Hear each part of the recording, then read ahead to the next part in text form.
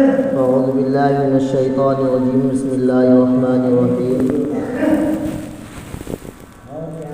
إنما يريد الشيطان أن يوقع بينكم العداوة والبغضاء في الخمر والميسر ويصدكم عن ذكر الله وعن الصلاة. صدق الله العظيم. اللہ تبارک و تعالیٰ نے اس قرآن کریم کی آیت کے اندر دو تین چیز ارشاد فرمائی ہے، تو میں اسی کے متعلق آپ کے سامنے کچھ باتیں بیان کروں گا۔ اللہ تبارک و تعالیٰ کہنے سننے سے زیادہ عمل کی توفیق عنایت فرمائے۔ پہلی چیز جو اللہ تبارک و تعالیٰ نے اس کے اندر ارشاد فرمائی وہ یہ کہ انما یرید الشیطان ان یوقع بینکم العداوۃ والبغضاء فی الخمر والمیسر، کہ اس کے اندر اللہ تبارک و تعالیٰ نے شراب کے ذکر کو بیان فرمایا ہے کہ شراب کیا چیز ہے، وہ حرام ہے یا حلال ہے، اس کا کیا طریقہ ہے، کیا حساب ہے اس کا۔ قرآن کریم اس بات کی گواہی دیتا ہے کہ شراب جو ہے وہ حرام ہے۔ اللہ کے رسول صلی اللہ علیہ وسلم کے آنے سے پہلے جو ایک مکہ کے اندر ایک کاروبار ہوا کرتا تھا، کئی طرح کی شرابیں بنائی جاتی تھی اور اس کو پیا جاتا تھا۔ اللہ کے رسول صلی اللہ علیہ وسلم دنیا کے اندر تشریف لائے اور پھر اللہ تبارک و تعالیٰ نے شراب کو حرام کیا۔ شراب کے بارے میں اتنی حدیثیں آتی ہیں جو اللہ کے رسول صلی اللہ علیہ وسلم نے ارشاد فرمائی، بلکہ نشے کی کوئی بھی چیز ہو وہ اسی کے دائرے میں آتی ہے۔ یہاں تک اللہ کے رسول صلی اللہ علیہ وسلم نے ارشاد فرمایا کہ شراب کو خریدنے والا، بیچنے والا، لا کر دینے والا، پینے والا سب جو ہے وہ جہنم کے اندر جائیں گے۔ جو کہ اللہ تبارک و تعالیٰ ان کو سزا، اللہ تبارک و تعالیٰ نے ان کے لیے سزا کو رکھا ہے۔ کیا سزا رکھے؟ حدیثوں کے اندر الگ الگ سزا آئی ہے، لیکن ایک یہ بھی آئی ہے جو انسان شراب کا عادی ہو، نشے کا عادی ہو، یہ کہ غلط چیز اس طریقے کی استعمال کرتا ہو، نہ جانے اب تو کیسے کیسے نام ان کے بن چکے ہیں کہ یہ وسکی ہے، یہ شراب ہے، یہ کہ بھانگ ہے، یہ چرس ہے، نہ جانے کیسے کیسے نام جو ہے کہ آج دنیا کے اندر رکھے جا چکے ہیں۔ یہ آتا ہے کہ اس کو جو شراب پیتا ہے، یہ کہ نشہ کرتا ہے، کہ اس کو قیامت کے دن جہنم کے اندر جو ہے یہ کہ جو جہنمیوں کا خون اور پیپ ہوگا، جہنمیوں کا خون اور پیپ ہوگا، وہ اس کو پلایا جائے گا۔ اور یہاں تک آتا ہے جو نشے کے اندر ہوتا ہے، شراب پیتا ہے، کہ کچھ راتیں ایسی ہیں کہ اس کے اندر اللہ تبارک و تعالیٰ اپنے یہ کہ عام معافی کا اعلان فرماتا ہے، لیکن نشہ کرنے والا، شراب پینے والا اس رات کے اندر بھی شب برات کے اندر یا ایک دوسری رات لیلۃ القدر کے اندر یہ کہ تفسیر آئی ہے کہ اس کے اندر اللہ تبارک و تعالیٰ معافی کا اعلان کرتا ہے۔ لیکن اس شخص کی جو شراب پیتا ہے، نشہ کرتا ہے، تو اللہ تبارک و تعالیٰ اس رات کے اندر بھی اس کی مغفرت نہیں فرماتا۔ یہ کتنی بد نصیبی کی بات ہے۔ یہاں تک آتا ہے ایک مرتبہ اللہ کے رسول صلی اللہ علیہ وسلم کے پاس یمن سے ایک شخص آیا اور آ کر کہا کہ اللہ کے رسول صلی اللہ علیہ وسلم، ہمارے علاقے کے اندر، ہمارے اس شہر کے اندر ایک قسم کی شراب بنائی جاتی ہے اور ہم اس کو پیتے ہیں۔ اللہ کے رسول صلی اللہ علیہ وسلم نے معلوم کیا کیا اس کے اندر نشہ ہے، تو فرمایا کہ اللہ کے رسول صلی اللہ علیہ وسلم اس کے اندر نشہ ہے۔ جب نشہ ہے تو اللہ کے رسول صلی اللہ علیہ وسلم نے ارشاد فرمایا ہر وہ چیز جس کے اندر نشہ ہو وہ حرام ہے۔ یہاں تک آتا ہے کہ شراب جو ہے، نشہ جو ہے، ہر برائی کی جڑ ہے۔ اگر انسان نشے کے اندر ہوگا وہ نہ اس کو اپنی ماں کی تمیز ہوگی، نہ بہن کی تمیز ہوگی، یہ کہ بیوی میں فرق نہ ہوگا، وہ اس کی نظر میں سب ایک نظر آئیں گے، کیونکہ دماغ جو ہے نشے سے دماغ خراب ہو جاتا ہے، اس کو اپنے اور بیگانے کی تمیز نہیں رہتی، یہ بھی معلوم نہیں رہتا ہے کہ حرام ہے یا حلال۔ اس لیے جو اللہ کے رسول صلی اللہ علیہ وسلم نے ارشاد فرمایا وہ یہ فرمایا کہ شراب جو ہے، نشے کی چیز جو ہے، وہ تمام برائیوں کی جڑ ہے۔ آج کل اگر دیکھیں آج کا نوجوان طبقہ، خاص طور سے نوجوان طبقہ اس لت کے اندر پڑا ہوا ہے، گھر والے باپ بے خبر ہیں کہ ہمارے بچے کیا کر رہے ہیں، لیکن اگر دیکھیں جب معاملہ سامنے آتا ہے تو ماں باپ بھی اپنا سر پکڑ کر بیٹھ جاتے ہیں کہ ہم نے تو ایسا نہیں سوچا تھا کہ ہماری اولاد ایسے قدم اٹھائے گی۔ لیکن عزیز و اصل یہ ہے کہ ہم کو اپنے بچوں کے اوپر توجہ دینی چاہیے، وہ کہاں جا رہا ہے، کس سے مل رہا ہے، کیا چیز استعمال کر رہا ہے، کس وقت سو رہا ہے، رات کو سوتے وقت کیا چیز استعمال کر رہا ہے، یہ ہماری جو کہ بچوں کی ضرورت ہے۔ اگر ماں باپ اس پر توجہ نہ دیں گے، کل قیامت کے دن اللہ تبارک و تعالیٰ کے یہاں پیشے ہوگی، ماں باپ کو کھڑا کیا جائے گا کہ بتاؤ ہم نے تم کو اولاد کی نعمت سے نوازا تھا، کیا تم نے ان کی پرورش کی، کیا تم نے ان کے حق کو ادا کیا؟ اگر حق کو ادا کیا تو اللہ تبارک و تعالیٰ جنت کے اندر داخلہ فرمائیں گے۔ اگر ہمارے یہ کہ پرورش کے اندر کوئی کوتاہی ہوئی تو اللہ تبارک و تعالیٰ پھر جہنم کے اندر بھی ڈالیں گے۔ اس لیے جہاں تک ہو سکے خود بھی اپنے بچوں پر توجہ رکھے اور خاص طور سے نوجوان طبقہ اس سے بچنے کی کوشش کرے۔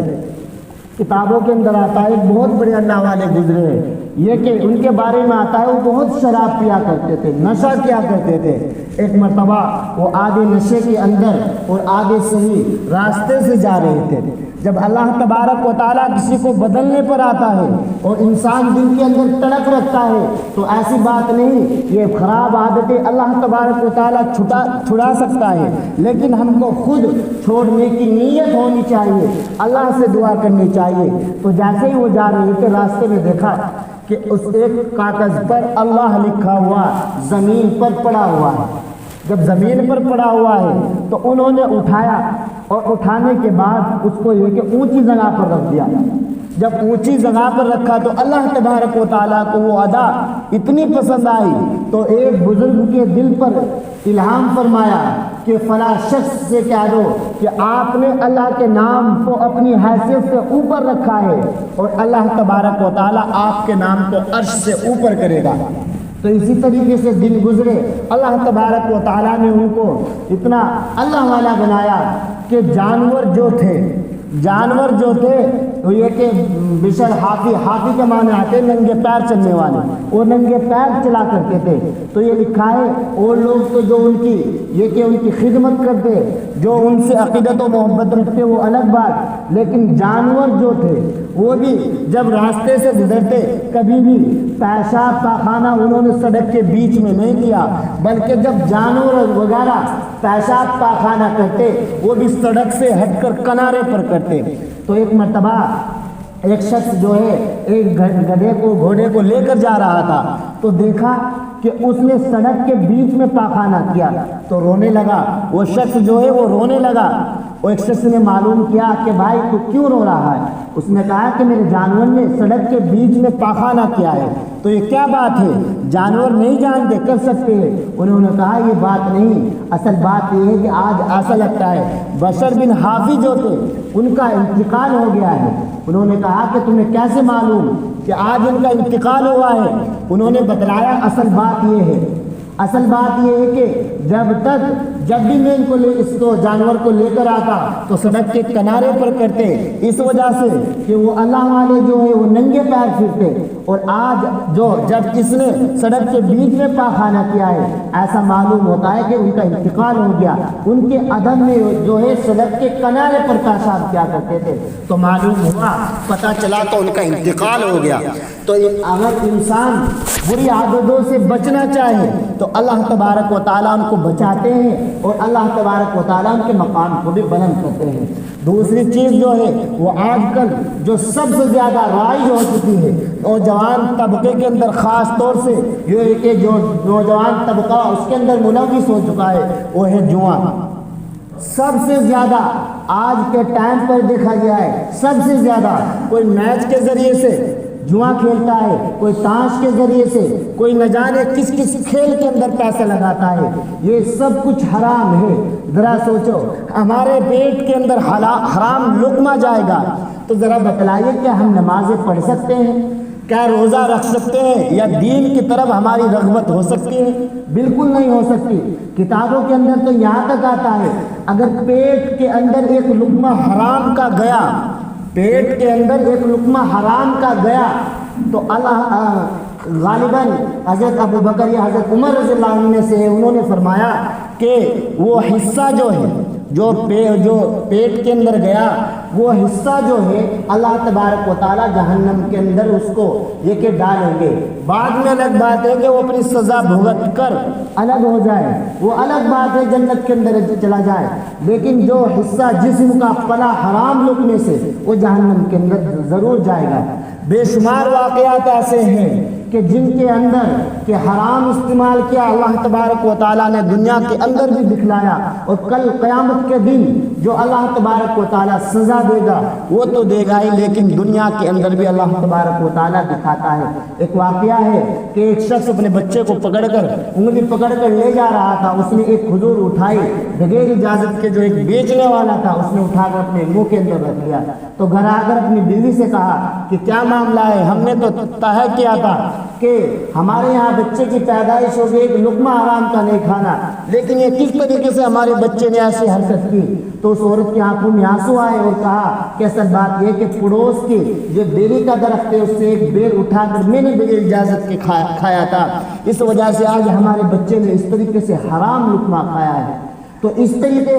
جہاں تک ہو سکے ان تمام بری چیزوں سے بچنا چاہیے۔ اور تیسری چیز جو ہے وہ ہے کہ سود کو جو ہے آج کے دور میں حرام نہیں سمجھتے الا ماشاء اللہ کوئی، ورنہ اس کو ایک بزنس بنا